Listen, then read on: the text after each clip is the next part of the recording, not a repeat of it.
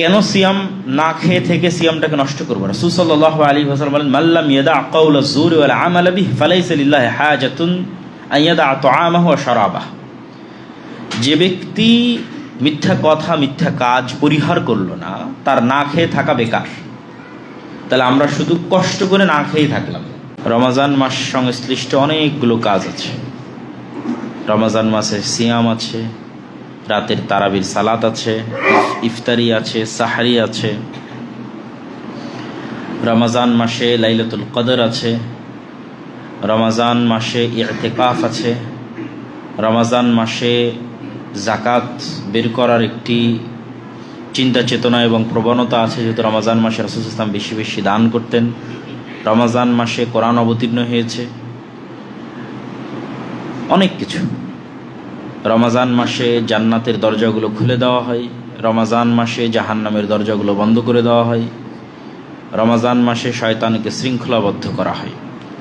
তো রমাজান কেন্দ্রিক অসংখ্য আমল, অসংখ্য কাজ আছে এবং সেগুলোর প্রত্যেকটার পিছনে অনেক ফজিলত আছে।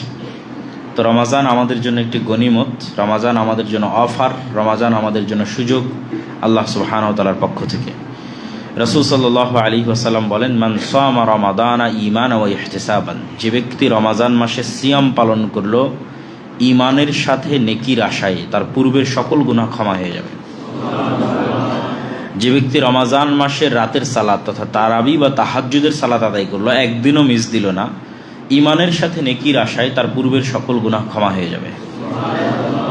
যে ব্যক্তি রমাজান মাসে লাইলাতুল কদর পেল এবং লাইলাতুল কদরে ইবাদত করলো, তার অতীতের সকল গুনাহ ক্ষমা হয়ে যাবে শুধু এক রাতের ইবাদতের কারণে।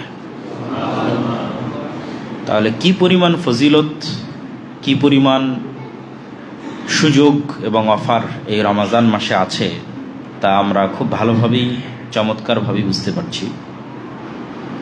তবে রাসূল সাল্লাল্লাহু আলাইহি ওয়াসাল্লাম যে দুটি শর্ত দিয়েছেন, ঈমানের সাথে নেকির আশায়। ঈমানের সাথে এর অর্থ হচ্ছে গুনাহ মুক্ত অবস্থায়, পূর্ণাঙ্গ ঈমানের সাথে। সিয়াম পালন করছি, শুধু পেটের সিয়াম, কিন্তু চোখের সিয়াম নাই, হাত পায়ের সিয়াম নাই, মুখের সিয়াম নাই, তাহলে এই সিয়ামের কোনো দাম নাই। অর্থাৎ যেহেতু রাজনৈতিক পট পরিবর্তন ঘটেছে বাংলাদেশে, সেহেতু সারাদিন রাজনীতির আলাপ নিয়ে ব্যস্ত, গীবত, পরনিন্দা, অপবাদ, ফেসবুক, তাহলে এই রমাজান মাস খুব ব্যর্থ একটি রমাজান মাস হতে যাচ্ছে তাদের জন্য, যারা নিজের মুখ জবানকে কন্ট্রোল করতে পারছে না, এবং তাদের জন্য খুব ব্যর্থ একটি রমাজান মাস হতে, যারা নিজেদের হাত, চোখ, কান এগুলোকে কন্ট্রোল করতে পারছে না। তো রমাজান মাসে আমাদের শক্ত সিদ্ধান্ত নিতে হবে যে আমরা গুনাহ মুক্ত এই 30 দিন পার করব। তবেই এই 30 দিন গুনাহ মুক্ত অবস্থায়, সিয়াম অবস্থায় পার করলেই আমাদের অতীতের সকল গুনাহ, 1 মাসের, 1 বছরের নয়, 2 বছরের নয়, 1 বছর আগের, 1 বছর পরের নয়, জন্মের পর থেকে এই রমাজান পর্যন্ত যত গুনাহ হয়েছে সব ক্ষমা হয়ে যাবে। কিন্তু ওইটার জন্য আমাকে শর্ত পূরণ করতে হবে। সেই শর্ত পূরণ হচ্ছে ঈমান অবস্থায় নেকির আশায়। নেকির আশায় মানে আল্লাহর সন্তুষ্টির জন্য, লোক দেখানোর জন্য নয়। আর ঈমানের সাথে মানে গুনাহ মুক্ত। এই জন্য সর্বোচ্চ চেষ্টা করতে হবে রমাজান মাসে, যেহেতু আমরা সিয়াম রাখছি, সেহেতু এই সিয়ামটাকে কার্যকরী করি। কেন কষ্ট করে না খেয়ে থাকাটাকে নষ্ট করবো? কেন সিয়াম না খেয়ে থেকে সিয়ামটাকে নষ্ট করবো? রাসূল সাল্লাল্লাহু আলাইহি ওয়াসাল্লাম বলেন, মাল্লাম ইয়াদা কাওলা যুরি ওয়াল আমাল বিহি ফালাইসা লিল্লাহি হাজাতুন আন ইয়াদা তাআমাহু ওয়া শারাবাহু। যে ব্যক্তি মিথ্যা কথা মিথ্যা কাজ পরিহার করলো না, তার না খেয়ে থাকা বেকার। তাহলে আমরা শুধু কষ্ট করে না খেয়েই থাকলাম, ওই ফজিলতটা কিন্তু অর্জন করতে পারলাম না।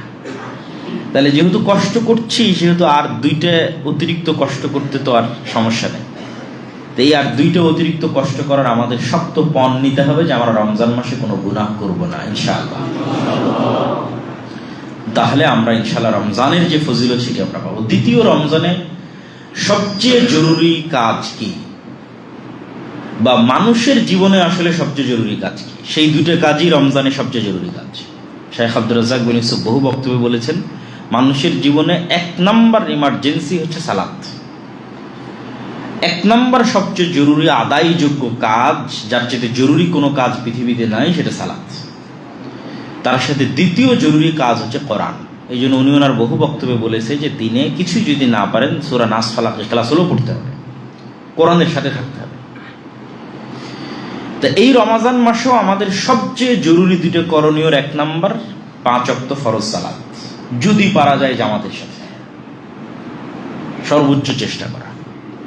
অন্তত এই রমাজান মাসে যদি আমরা কিছু না করতে পারি, যে রমাজান মাসে আমি কি করতে চাই, কিছুই করতে পারলাম না, অন্তত এই দুটো কাজ যেন আমাদের মিস না হয়। এক, আমরা সালাত মিস দিব না, চেষ্টা করব 5 ওয়াক্ত সালাত জামাতের সাথে আদায় করার। 2, কোরআন। কেননা এই রমাজানের যত বরকত, যত ফজিলত সব কোরআনের কারণে। শাহরু রমাদান আল্লাযী উনজিলা ফীহিল কুরআন, এই মাস সেই মাস যে মাসে কোরআন অবতীর্ণ হয়েছে।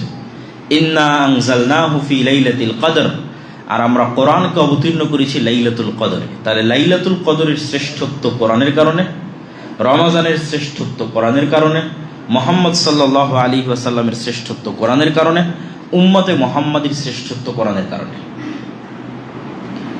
নূহ আলাইহিস সালাতু ওয়াস সালামের কওমের একজন মুমিন যদি 1000 বছর জীবন পেয়ে থাকে, আর উম্মতে মুহাম্মাদির একজন মুমিন যদি 60 বছর জীবন পেয়ে থাকে, তাহলে গ্যাপ প্রায় 940 বছর। তাহলে নূহ আলাইহিস সালাতু ওয়াস সালামের কওমের একজন মুমিনের 940 বছরের ইবাদতকে উম্মতে মুহাম্মাদির একজন মাত্র 60 বছরের ইবাদত দিয়ে কিভাবে পার করবে? কিভাবে কিয়ামতের মাঠে উম্মতে মুহাম্মাদি নেকিতে সর্বশ্রেষ্ঠ হবে, অথচ হায়াত 60 বছর, কিন্তু তারাই জান্নাতে সর্বশ্রেষ্ঠ নেকির অধিকারী হবে।